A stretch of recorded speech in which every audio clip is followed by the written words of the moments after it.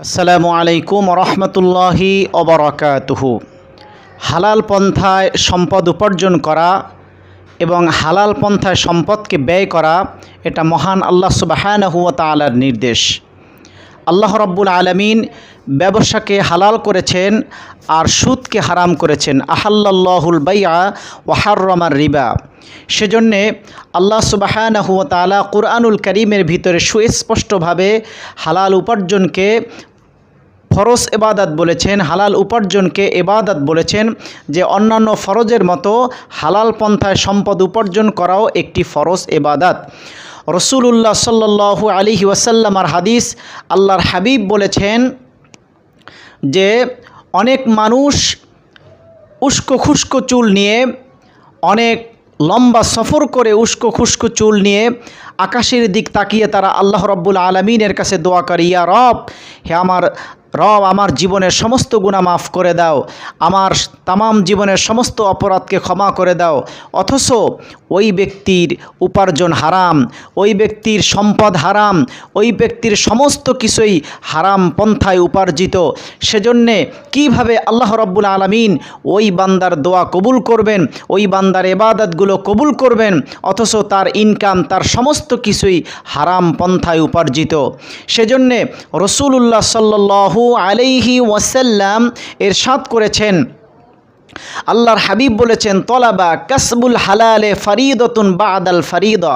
আল্লাহর হাবিব নবীজি বলেছেন যে হালাল পন্থায় সম্পদ উপার্জন করা অন্যান্য ফরজের মতো একটি ফরজ ইবাদত।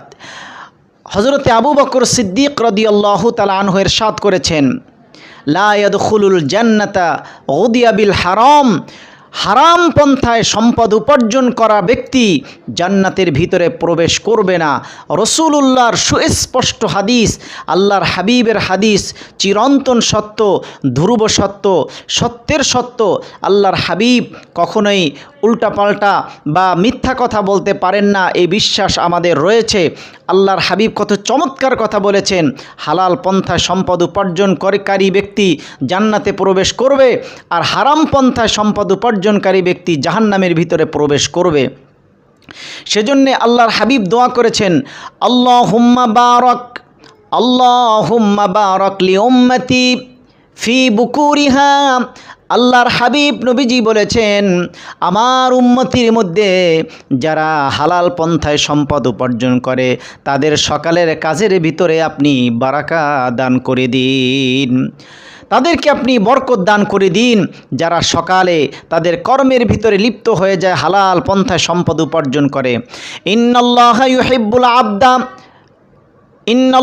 ইউহিব্বুল আবদা লিয়াহতারিফা। আল্লাহর হাবিব বলেন, ওই সকল বান্দাকে আল্লাহ রাব্বুল আলামিন ভালোবাসেন যারা হালাল পন্থায় সম্পদ উপার্জন করে। সেজন্য আসুন আমরা হালাল পন্থায় সম্পদ উপার্জন করব। হালাল পন্থায় সম্পদ উপার্জনকারীকে আল্লাহ রাব্বুল আলামিন খুবই পছন্দ করেন, ভালোবাসেন। হালাল পন্থায় সম্পদ উপার্জন করা একটি ফরজ ইবাদতের মতো। সেজন্য আসুন আমরা অন্যায়ভাবে সম্পদ উপার্জন না করে হালাল পন্থায় সম্পদ উপার্জন করার চেষ্টা করি। আল্লাহ রাব্বুল আলামিন আমাদের সকলকে সেই তৌফিক দান করুক, আমিন। আসসালামু আলাইকুম ওয়া রাহমাতুল্লাহি তাআলা।